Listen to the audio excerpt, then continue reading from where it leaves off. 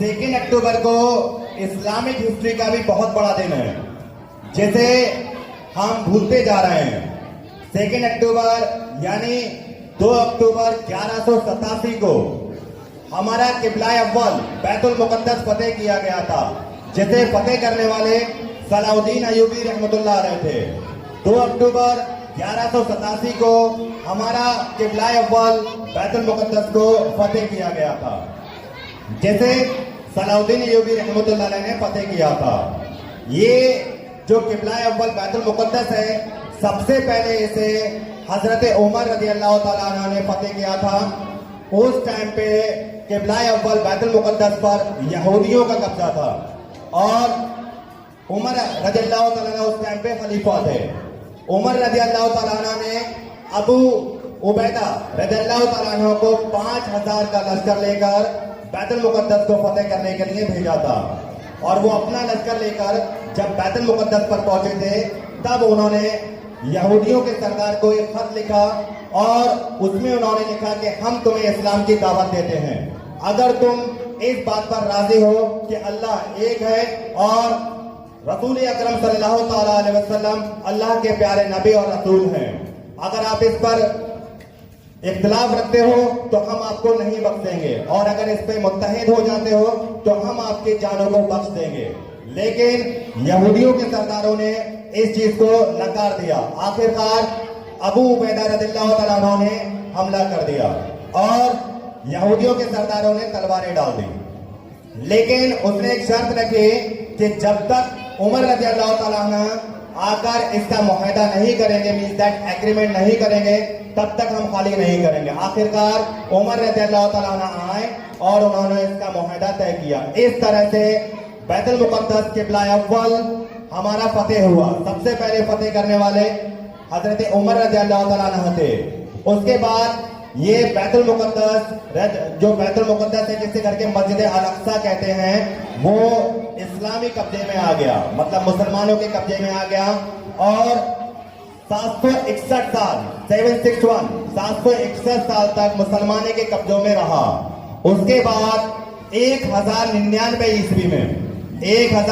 ईस्वी में ईसाइयों से एक जंग हुई, जिसमें बैतुल मुकद्दस हमसे छिन गया। और 1099 ईस्वी में ये बैतुल मुकद्दस ईसाइयों के कब्जे में आ गया। और जब ये ईसाइयों के कब्जे में आया तो नूरुद्दीन जंगी जो उस टाइम पे वहां के सुल्तान थे, उनके दिल में एक ख्वाब था कि मैं एक दिन बैतुल मुकद्दस को जीतूंगा। और वो इसी ख्वाब को तराशने में लगे रहे और उन्होंने बहुत सारी जंगें की। नूरुद्दीन जंगी की कोई भी औलाद नहीं थी। उन्होंने सलाउद्दीन अय्यूबी रहमतुल्लाह अलैह को बचपन से ही गोद में ले लिया था, गोद दिया था और उनकी परवरिश की। और जो उनका ख्वाब था, वही ख्वाब उन्होंने सलाउद्दीन अय्यूबी रहमतुल्लाह अलैह के दिल में डाल दिया। आखिरकार जब एक जंग हुई, उसमें नूरुद्दीन जंगी शहीद हो गए और जो जंगी सल्तनत थे उसकी बागडोर सलाउद्दीन अय्यूबी रहमतुल्लाह अलैह के हाथ में आ गई। सलाउद्दीन अय्यूबी और ईसाइयों के सरदार डिनॉट, इन दोनों के बीच में वो टाइम पे एक मुआहदा, मींस दैट एग्रीमेंट था कि हम आपके लोगों को नहीं मारेंगे, आप हमारे लोगों को छेड़छाड़ नहीं करेंगे। लेकिन ईसाई जो फौज थी वो अक्सर मुसलमानों के काफिलों पर हमला कर देती थी और उन्हें शहीद कर देती। इसी तरह एक हादसा हुआ 1186 में।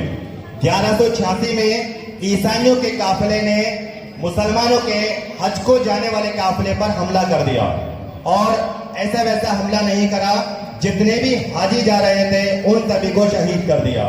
इस बात से सलाउद्दीन अय्यूबी रहमतुल्लाह अलैह बहुत ज्यादा नाराज हो गए और उन्होंने इस एग्रीमेंट को तोड़ दिया। और उसी दिन से ही सलाउद्दीन अय्यूबी रहमतुल्लाह अलैह, जो उस वक्त का राजा था डिनॉट, उसके ताक़ुफ़ में, मतलब फॉलो में लग गए।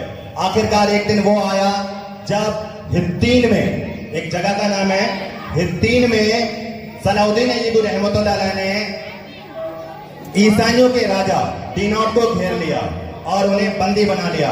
बंदी बनाने के बाद सलाउद्दीन अय्यूबी रहमतुल्लाह अलैह ने जंग का ऐलान कर दिया। आखिरकार हित्तीन में जंग हुई और इतनी भयानक जंग हुई कि 8 दिन तक खूनरेज़ी होती रही। और इस खुरेजी में सलाउद्दीन अय्यूबी ने ईसाइयों के 30,000 से ज्यादा सैनिकों को मार गिराया, कत्लेआम करा। उसके बाद 1 लाख से ज्यादा सैनिकों को अपने कब्जे में कर लिया। इससे सलाउद्दीन अय्यूबी के हौसले और ज्यादा अफजल हो गए और आखिरकार उन्होंने अब बैतुल मुकद्दस का रुख किया। और जब बैतुल मुकद्दस का रुख किया वो अपनी फौज के साथ आगे बढ़ते गए और जो बीच बीच में छोटे शहर आते गए ईसाइयों को, उन्हें भी फतेह करते गए और धीरे धीरे आगे बढ़ते गए। जो कमजोर थे वो इस्लाम ले आए और बाकी सब ईसाई मारे गए। और धीरे धीरे जब वो आगे बढ़े, एक दिन वो आया 20 सितंबर 1187। 20 सितंबर 1187 को सलाउद्दीन अय्यूबी रहमतुल्लाह अलैह ने बैतुल मुकद्दस, जिसे अब यरूशलेम कहते हैं, फिलिस्तीन में है यरूशलेम यानी बैतुल मुकद्दस को चारों तरफ से घेर लिया। और अब जो ईसाई फौज थी वो ज्यादातर जंगे हिद्दीन में मारी जा चुकी थी और जो यरूशलेम था यानी बैतुल मुकद्दस थे उसमें सिर्फ 12 नाइट राइडर्स रह गए थे और एक कमांडर था जिसे सलाउद्दीन अय्यूबी रहमतुल्लाह अलैह ने ऐलान किया कि हम जंग नहीं चाहते, अगर तुम खामोशी के साथ में अपनी तलवारें डाल दोगे तो हम तुम्हारी जानों को बख्श देंगे। लेकिन जो लेनॉर्ड था उसने तलवारें नहीं डाली और सामना करने के लिए राजी हुआ। आखिरकार बिना खुरेजी के वो डरा सहमा अंदर ही रहा जब उसने देखा कि ये लाखों की तादाद में इनकी फौज है। और वो दिन आया 2 अक्टूबर 1187 को उसने अपनी तलवारें डाल दी।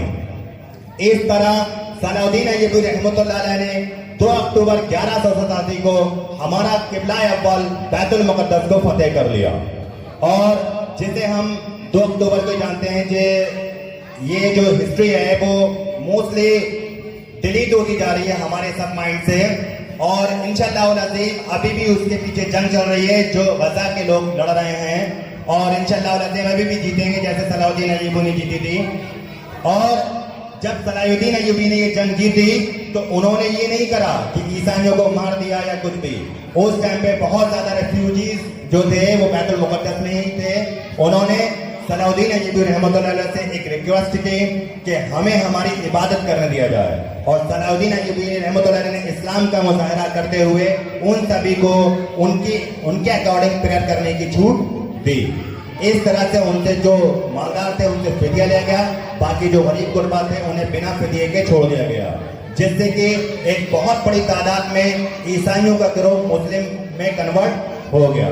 तो इसी चीज को मैं आज बताने वाला हूं कि ये जो 2 अक्टूबर मनाते हैं, साथ में हमें ये भी ध्यान में रखना चाहिए 2 अक्टूबर के साथ में कि गांधी जयंती तो है ही, साथ में मुसलमानों को ये भी ध्यान में रखना चाहिए कि उनकी हिस्ट्री का भी एक बहुत बड़ा दिन है जिसे हम फतेह बैतुल मुकद्दस कहते हैं। Thank you.